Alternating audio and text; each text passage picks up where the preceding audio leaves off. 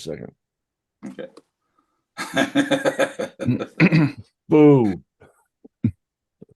Very cute. Okay. Very cute. That's yeah. Happy hell. I don't know which face is uglier. Anyway. This is our Halloween edition to VO Babble. All right. What do you think? You guys were supposed to wear costumes and you didn't do it. Oh, really? Well, we were following your lead, Mark. Yeah. Right. Yeah. When I saw you on there, I took mine off right away. I thought, no, I'm not gonna be the only one. Sure. Okay, I see how this is. Welcome to this week's edition of VO Babble. This week, we're going to be talking about scripts, where we found them, and how we worked them into our demos when we got started. Let's go. Let's have John and Jeff, tell us who you are, what you've been doing with your lives, why you got into voiceover, how you got into voiceover, why you want to stay in voiceover, all of that stuff, the good, the bad, and the ugly. That's where the sound effect came in. I'm going to have that in. Post-production. That's post-production. Thank you. Yes. Okay. Whoever wants to go first, go. Go, John. Okay. Well, I'm John Skovmand. I've been a voice actor for about 3.5 years. I started in March of 2020 when I retired from being a pharmacist. I had over a 40-year career as a community pharmacist and owned a pharmacy for 30 of those 40 years. And I was acting is something I'd always wanted to do since I was a kid. I'd been in plays and things like that, but I didn't want to get out there and physically be on stage, rehearse and all of that. But I thought the voiceover thing was intriguing and would help fill that need of mine. And so I signed up with a couple of different voiceover training companies and still training. As a matter of fact, I was in a 3-hour workshop yesterday, and I really enjoy it, and looking forward to growing my voiceover business. All right. Well, I'm Jeff Lillicotch. I started off about 30 years ago in TV. I was a sports anchor, reporter, producer. I was on camera for about 10 years and then got a producer job at Fox Sports Regional Sports Network in Dallas, and worked in regional sports networks for about another 10 years, roughly. Then got laid off from one as the regional sports network business model, you should say, is changing. Got laid off, so was doing freelance TV production work, which I still do freelance TV production work. About 5 years ago, I got into voiceover. There was actually a little 2-hour course at a local school here that said, hey, if you're interested in voiceover, come on out and just, check it out. And I had thought about doing voiceover years ago when I was in TV, but really just didn't have the time for it and didn't really know what was involved. So anyways, started following certain people online, getting more interested in it, got some coaching, and now I'm trying to, build a business, as they say. As I'm also a musician, so I also make a little bit of money as a drummer. So trying to build a voiceover business, still doing some TV production, and I'm a musician. That's kind of where I'm at in a small, my short story. So you have a lot of free time on your hands, right? Oh, yeah. Tons. So what quick question for both of you. Jeff, you mentioned you went to a little quick course. Who was that? It was at a college. What course was that? It was, I wouldn't call it a course. Oh. It was a 2-hour, actually such a voice. was the one that isn't that ironic? that hosted it. And the funny part was I tried to get more information from them and they didn't respond to me. And I reached out numerous times and they didn't respond. And so I ended up going a different route. And to be honest with you, I'm kind of glad I did. Really? So they didn't, after you did the, whatever you want to call that, 2-hour spiel, when you wanted to get more information, they kind of blacked out on you? Yeah. I mean, literally, and the guy I was talking, his last name was Tone. I can't remember his first name. Ring. What's that? Ring. Ring. Yeah. Oh, that's bad. So Ring didn't get back to me. So, and I even contacted somebody at Such a Voice and talked to somebody, and they were like, "All right, hey, we'll get back to you," and they never did. Wow. What year? Do you remember what year that was? Probably 2018.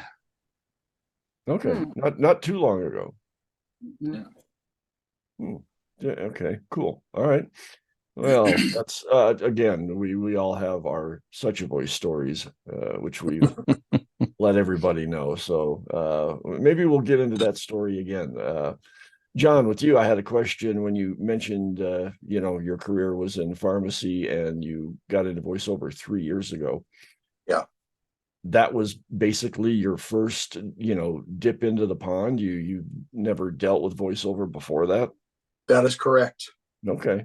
All right. Yeah, I saw a Facebook. I was scrolling through Facebook. I saw an ad for some voiceover training. So I started with that company and then switched to another company, was with them for a while. And then I've just worked with various coaches and done workshops and things since then.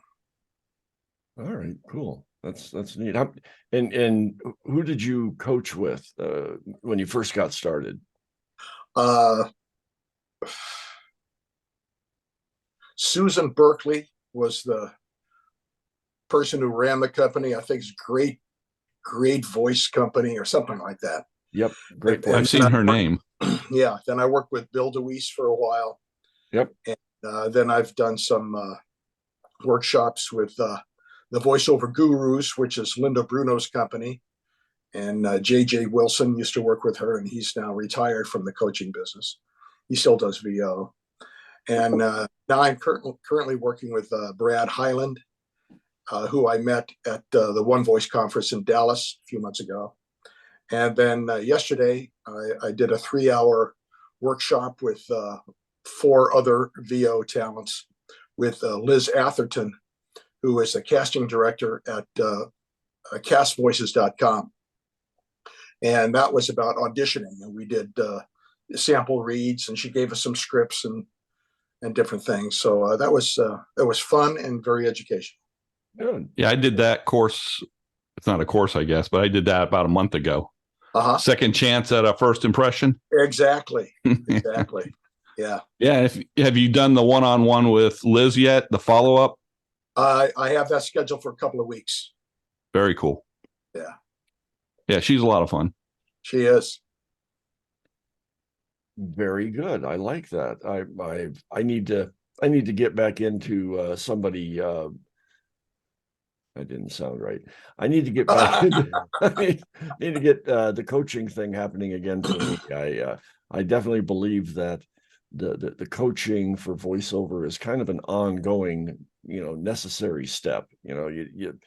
You think you know what you know, and then all of a sudden you hook up with somebody and it's like, oh God, I forgot about that, or oh, I didn't know that. And and you learn few more tricks and tips, and the acting part of voiceover is something that a lot of people don't think about. I mean, there's so many different parts of voiceover that people don't think about. They think, "Ooh, gee, this sounds neat. I've got a kind of an okay voice. I think I could do this work." And there's so much to it. Yep. So, which could lead us a segue into a topic of the different areas of voiceover that you need to, learn about and experience and educate yourself and, work at to make this darn business work for you, because it is a business. It's not a 15-year hobby, right, honey? Is that what you call? Yeah. She says my 15-year hobby is expensive, so I've got to try to make a real business out of it. Well, okay, let's talk about that as far as getting started in this business and how we tried to get ready for getting ready for our demos and things like that to create our different websites and different marketing things. Let's talk about how we all worked at finding scripts to practice with, and who we talked with, how we got coached with those scripts. We can kind of combine a lot of different things in with this finding scripts for our practice and our demos. So let's start with, well, again, ladies first. So before, because I did my demos through Such a Voice, so they gave us scripts. And so I use their scripts. When I've done other things that I've added, I Edge Studio, they have an entire what do you call it, section that are all Library. scripts. Yeah, a whole library of scripts you can, take and use. And so I've done that. Now, with some of the more specific things like medical or like the meditation, I just Google and I'm able to find scripts, meditation scripts, or with the medical, I would print off some of the patient package insert type things or advertisements some certain medications would have, or I'm trying to think of where else I got, because I wonder, I think it was Edge Studio where I got the stuff for, when you're holding at a medical office, they'll provide information about, the flu vaccine or whatever else is going on. And I think I got some of those off of Edge, but I also would be able to Google some of that stuff and seem to get that way. Did I answer the question? Was there something else? No, that you answer. Good answer. Good answer. Good. I just heard from, and I can't remember who it was. It might even been on social media, talking about medical narration. If you really want to get into that, literally like get your prescription bottles or something and read the ingredients. And then, the pamphlets you get from the pharmacist, just read that stuff and get used to saying the terminology. And I know the two of you that were pharmacists, you guys know the terminology. Maybe it's just a matter of just, reading those out loud all the time. And that's a good way to practice. And this was a medical narration expert, and I can't remember her name. Oh, talking about that, Jeff, I did take a medical narration class, and I believe it was from that Julie Williams from Edge Studio. And I got a little, she had a little disc, and she gave you some scripts on that too. So I took that just to see if there was anything else maybe I should be doing. But and I get still, and maybe John does too. I have med pages, so I have a lot of pharmacy stuff and medical stuff coming across my emails, and a lot of times there are things on there that you can use for medical demos if you wanted to. Even though I haven't actually recorded a lot and got them to Mark, which I'm doing. I'm going to try. But some of the jobs I've had have been in that medical round. Like I said, I do CBS Denver. And so I've done some voiceover stuff for HCA, who I'm not a fan of at all. I mean, sometime we should talk about that, what we feel about this is kind of off topic, but What about doing voiceovers for people that, you don't really kind of believe Agree in? with.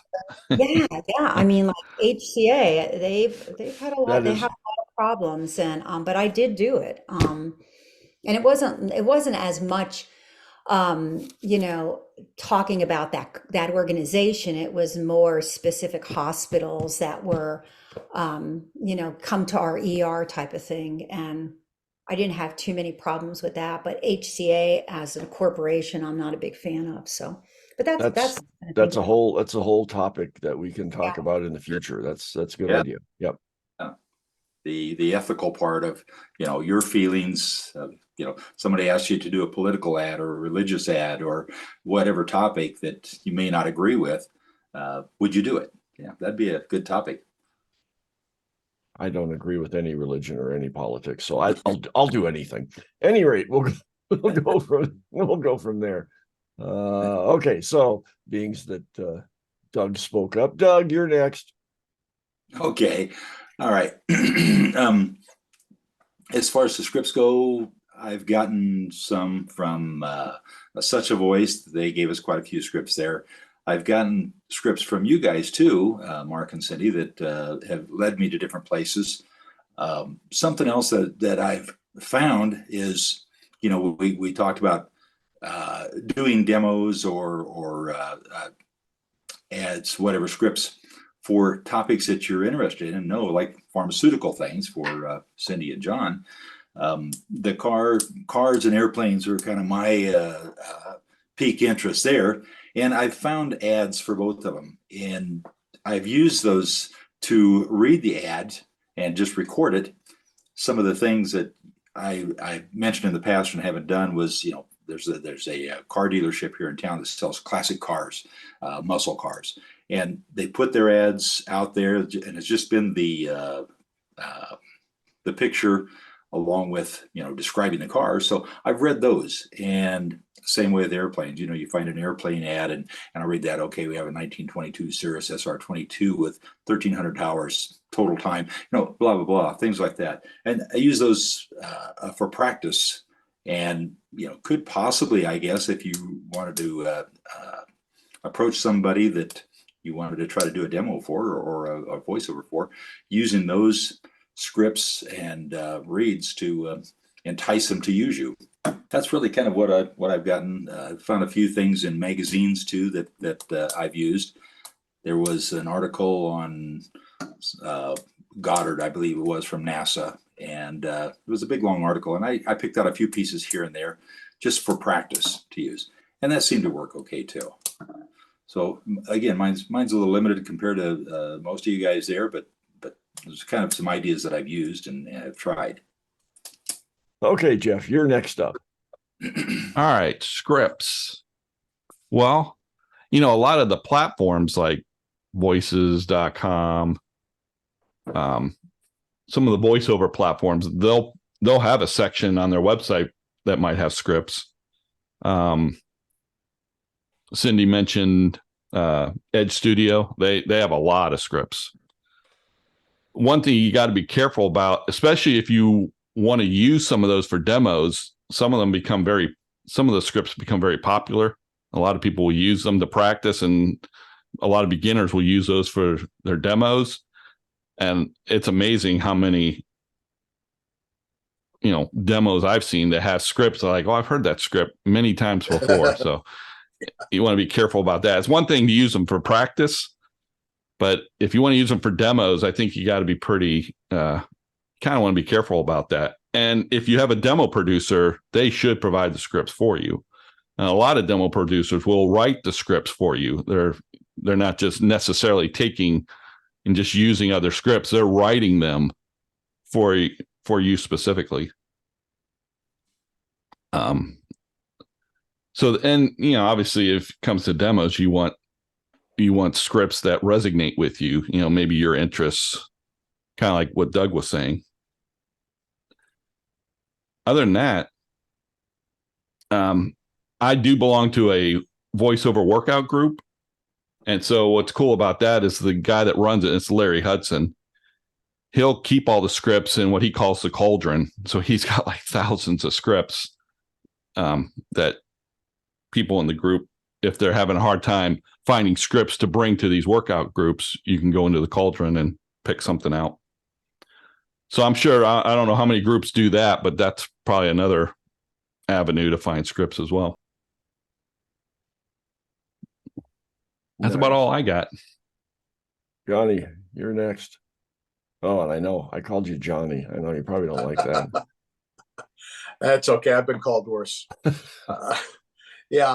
Jeff pretty much covered it. You can Google voiceover sample scripts, and there are many places where you can get them. And he's absolutely right about using those scripts for your demo if you're doing a DIY demo. I've had several different demos produced professionally, and every one of them has written their own scripts. And as a matter of fact, next Friday, I'm having a new narration demo recorded. And those scripts were all custom written. As a matter of fact, the producer contacted me, says, give me 8 or 10 different things, either activities or companies or things like that you're interested in. And then she wrote the scripts based on my interest. So there's things that I can relate to, and that makes the voiceover go better, as opposed to something out of left field that, like ancient Chinese history or something that may not be top of mind for me, So there you have it. All right. Cool. Sense. Nice. I got started with, again, such a voice, which again is an old story that people in past episodes have heard. And they did pick out the scripts for me, which were awful. It was a whole bad experience. So when I finally did decide that, I really want to explore this voiceover work a little bit more thoroughly, I did get involved with a coach. And the coach was the one, just like what John and Jeff said, basically worked with me. We practiced acting techniques and this and that. And then as time went on, he kind of fed me the scripts that he thought fit my voice, whatever that means. And as we went on with the coaching, and I was with this coach for over 8 months, he suggested that as I see things or hear things on TV, or I'm out and about, like if I go to a restaurant and there's something on a menu that's a little script about the restaurant or about the history of something, if it interests me to write it down and get it to him, and he would play with it, and like what you said, they would do a special edit or a special write-up for your scripts, create your own scripts. He would look at it and say, oh yeah, that's a good one, let's play with it for a while. And basically that's where I have on my demos. I was at a restaurant once with my wife, and on the restaurant there was a little story on the back. Ted's, does everybody know about Ted's, the I don't know, the Buffalo place? Nobody's saying anything. Nobody knows anything about that. Okay. Montana Ted. Montana Ted? Yeah, that Montana, Ted's Montana Grill or whatever it's called. Yeah, we were there, and they had this neat little story on the back of it, and I read it, and I'm like, oh, I could do my little acting part where I use my cowboy voice or my Western voice or whatever voice you want to call it. And I wrote it out real quick while I was eating, and took it to him, and he played with the script and said, oh, this would work well for you. And it's on one of my demos. So, I mean, it was that type of stuff that I went through, just picking things that I enjoyed reading. And then same with commercials. If I heard a commercial on the TV, I was like, oh, I got to remember that. And when it came on again, I'd try to jot down as much of that commercial as I could remember. And then my coach would play with it, and then we would practice and practice and practice until I had a certain amount of scripts that I could do a good commercial demo, a good narration demo, and that's basically how we worked at it. And like I said, it took me well over 8 months to get something that I was satisfied with, that was ready to go to the recording studio and make my voice go live. Much longer and maybe a little bit more money than what I spent with Such a Voice. But with Such a Voice, it was a wham bam, thank you, ma'am. Here, get into the studio. Let's practice these scripts for a half an hour. Let's record them. Okay, we're going to edit them, and you're going to have a demo. So, the long and slow road, learning and practicing the scripts, I thought was a much, much better way of going about it, instead of, getting into it and getting it going right away so that I could get out there and make money in voiceover. It took me a little bit of time. Still not making a lot of money in voiceover, but still working on it. But that's how I did my thing. So there we go. And of course, as far as demos go, not everybody's. You need to make sure your demo ready. Yes. And if you get there are some voiceover platforms that they'll sell you on a handful of coaching sessions, and then here, let's do a demo. And well, what if you're not ready yet? And then if you do a demo too early, and then 6 months later, you find out that, man, you're really getting a lot better, and then you don't like your demo, and then I guess you spend more money on getting another demo. It took me 5 minutes to figure out I don't like my demo from that first one. I listened to it and I said, oh God, that sucks. So with that being said, we talked about scripts. How about that?